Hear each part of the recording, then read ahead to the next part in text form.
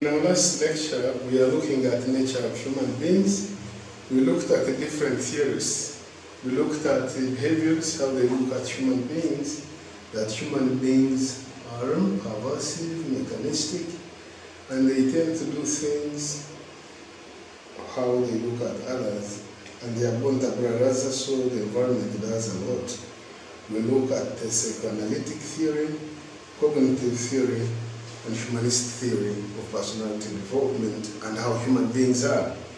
Today we are going to look in depth about psychoanalytic theory of personality development. This theory was developed by Sigmund Freud. He was a physician who lived between 1856 to 1939. Psychoanalytic approach to personality has its roots in biopsychological approaches. Sigmund Freud, the father of psychoanalysis, was a physician who hoped to find the biological basis of the founder of psychological process contained in his theory. Sigmund Freud is referred to as the father of personality. He was a Swiss psychologist. He was a Swiss psychologist with medical training. Sigmund Freud identified two things, or two principles, of people's behavior, namely determinism and unconscious motivation. Psychic determinism, by that term, it refers to the mental activity of the person which is caused by events that are perceived over time, which the individual may have no control of. For example, dreams, our childhood experiences, jokes, stories. And by unconscious motivation, this principle maintains that we are often completely unaware of the processes that guide our lives, and we thus tend to behave without thinking and also know little or nothing about them. There are certain things in our minds, in the unconscious, which influence the way we behave, the experiences we've had, or other things that we have gone through. We are unaware of them, but they influence our behavior. Freud identified three aspects of personality. The three aspects of personality are personality dynamics,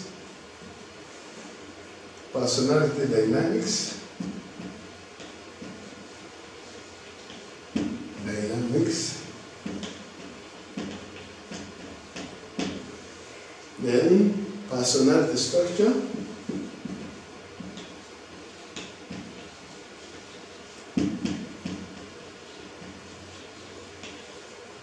and thirdly, personality development.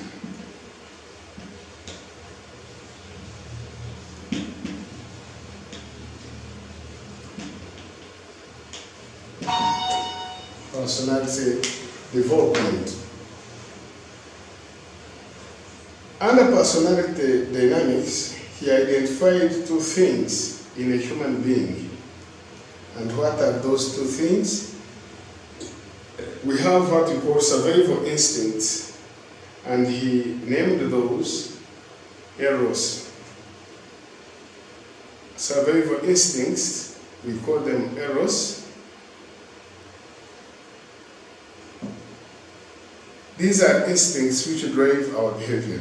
They include friendship, kindness, caring, being social, and relating with others. In our personalities, you have that eros in guiding our behavior.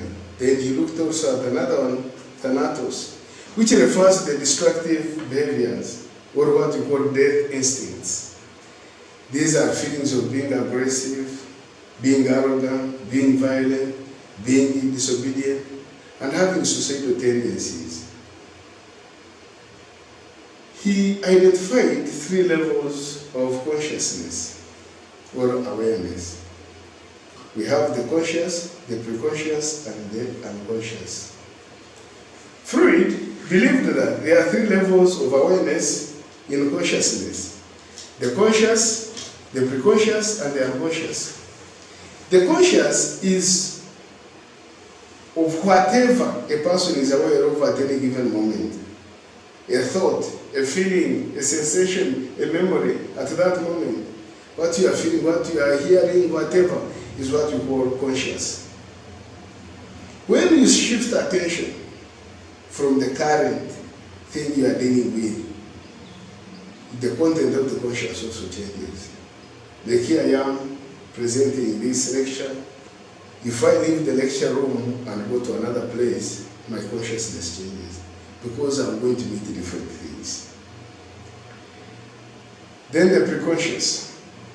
Freud's preconscious is very much like a long-term memory. It contains all the memories, feelings, experiences, and perceptions that you are not consciously thinking about at the moment, but may be brought to consciousness. For example, you are not thinking about anything. Let's say in a class where I have ladies and gentlemen.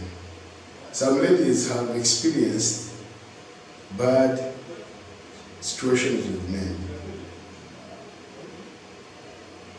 Some have been chucked, dropped.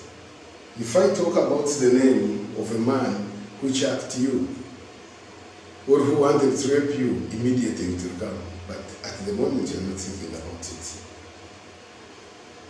The third level is the unconscious. The most important of the three levels is the unconscious, which Freud believed to be primary motivation force of human behavior.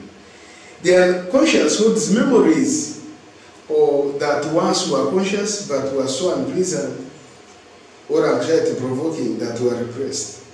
They were removed voluntarily and others went involuntarily. They left the conscious. So they are in the unconscious. The unconscious also contains all instincts, sexual aggression, wishes and desire that have never been allowed into consciousness. Freud traced the roots of psychological disorders to these impulses and repressed memories. Freud considered human mind to be like an iceberg floating in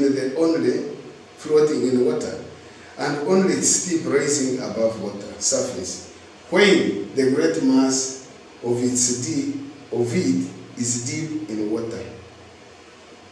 The conscious part or level of the mind contains memories, images, thoughts, and feelings that we are aware of at the moment.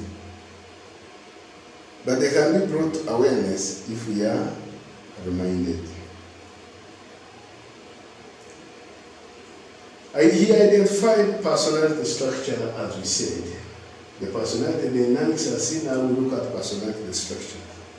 Freud identified three structures of personality: the id, the ego, and the superego.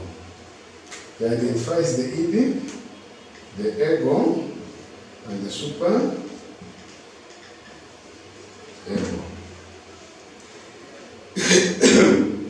The id is the conscious, the unconscious, and consists of inborn biological drives.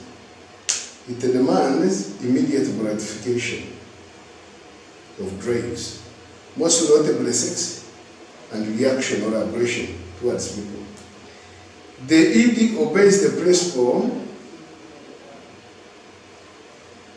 in regard to sex. The id says, if it feels good, why not have it here and now?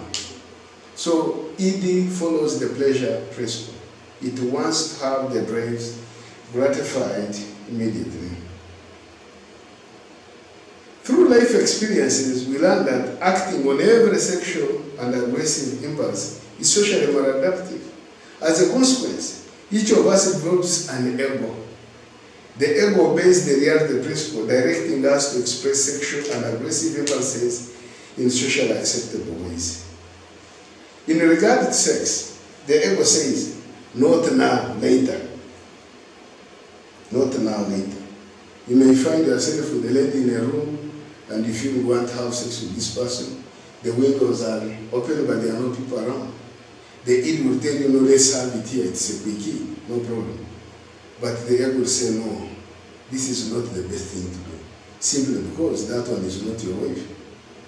Don't go with this person. Secondly, it's morally wrong. Or look for another place which is okay.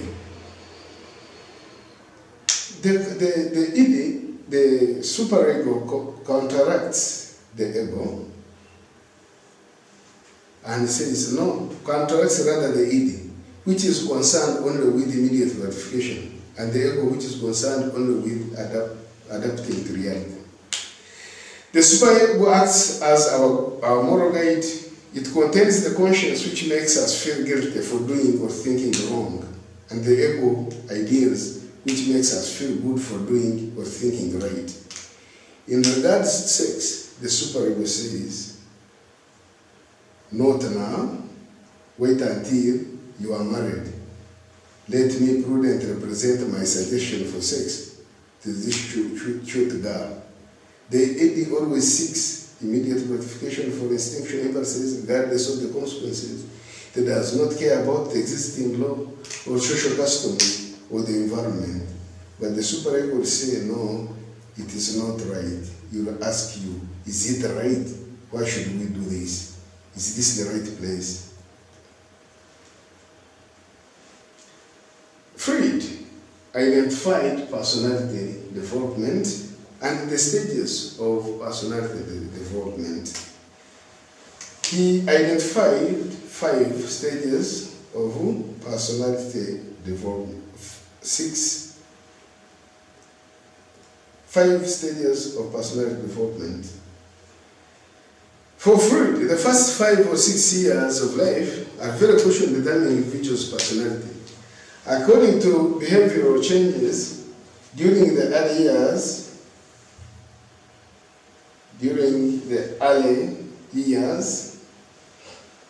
of childhood, we are influenced by instincts which we believed were associated with the psychosexual interest and pleasure.